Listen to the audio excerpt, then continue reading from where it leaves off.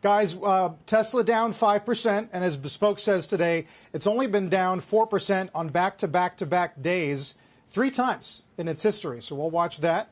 In the meantime, let's get to some of the other movers with our Bob Pisani today. Hey, Bob.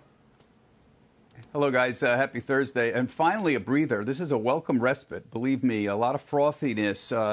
Frothy stocks down today, moving into some other sectors. Let's just take a look at what's moving here. You got banks up today, so you got a lot of the regional banks moving modestly on the upside. Industrials are holding in there. Healthcare is flattish.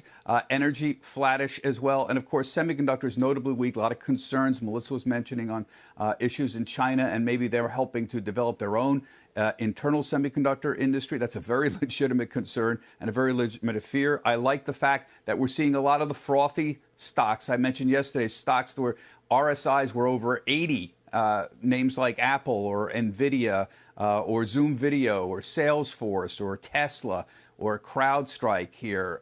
These stocks were ridiculously frothy, and today they're all down 2, 3, 4, even 5%. That's a good sign. That naturally should happen when you get in this kind of overbought territory. You can't go up every single day for weeks on end. It just doesn't happen, and today you're seeing a bit of a correction. Upside movers, the travel and leisure is doing better. Obviously, the vaccine and the treatment story is helping. PVH was good numbers. Leisure wear sales are up. No surprise there. And you see some of the regional banks like Zions on the upside. A lot of talk about the increase in options activity out there and futures activity. There has been an increase in call buying, but this is very natural and understandable. Equity futures, look here at the CME, up 64% year-to-date compared to last year. Equity options at the CBOE up almost 50%. Why? Well, there's some more retail buying out there, but remember, we've had a rally going on that's pretty notable for a while now, and there's a cause and effect here. The cause of the rally has been negative real rates, the Fed liquidity, and an improving economy, slowly improving economy.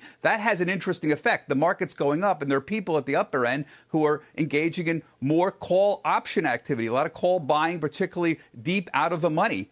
Call buying. So that, remember the cause and effect here. The cause is the market going up. The effect is some people out there engaging in more option activity. And some of that option activity may be contributing to some of that frothiness. But just don't confuse the cause and effect. Another thing I'm getting a lot of calls on the last couple days, IPO traders, boy, they're expecting a mountain of stuff coming, and they're very excited about it. And they should be. You wouldn't have believed this 3 months ago, but the IPO business is doing great. Year to date, 111 companies, $37 billion's been raised.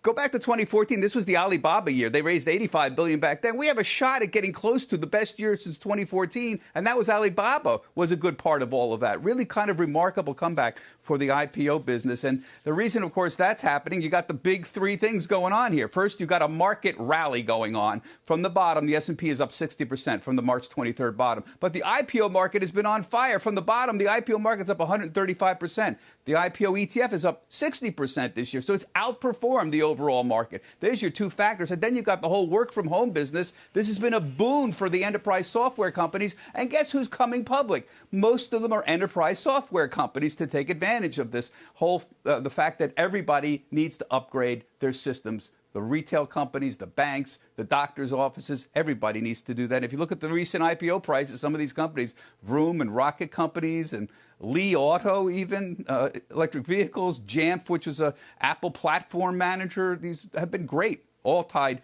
to the tech IPOs. What's coming in the next couple of weeks? Look at this. Snowflake, Unity Software, GoodRx, JFrog Holdings here, which is a software update platform. Sumo Logic does data analysis. Folks, it's all software. Enterprise software is eating the world, and you're going to see a lot more about these companies in the next couple of weeks. Guys, back to you.